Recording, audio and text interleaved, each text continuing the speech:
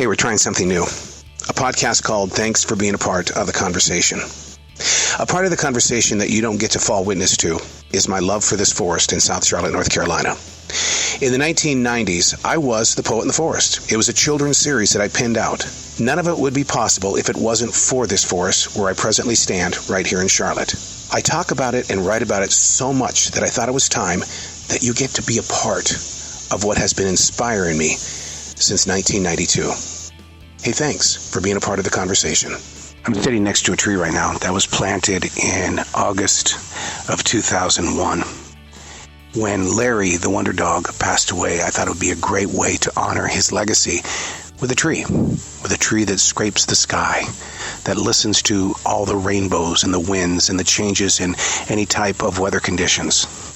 And so what's pretty cool about this tree, which is a white pine, is that beneath it are several other seedlings.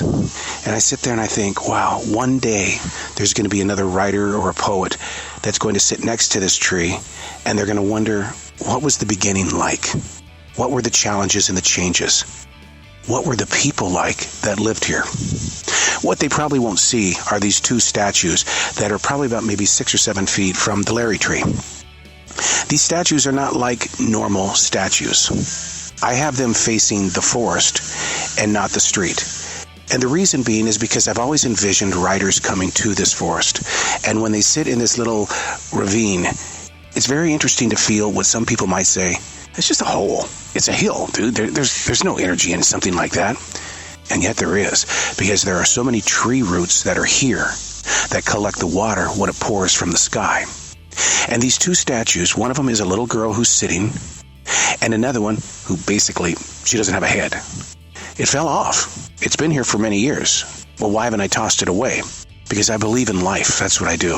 And I think that if you sit here and use your imagination, you're bringing your own personal interpretation of the story to the life of this forest. But their backs are to the street because I envision future creative people to sit down and look into this forest and feel with their own senses the power of this forest in the way that it's so giving every day, with the wildlife, with the leaves on the trees, the flowers that grow from out of nowhere. I once read that in this forest, one of the richest people in the city would come here for the wild roses. Let it grow. Let it happen.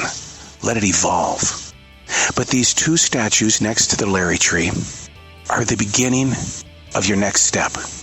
If you're a creative person or somebody who would like to know that inner core of what's been talking to them for many years. Two statues with their backs to the street, overlooking a forest.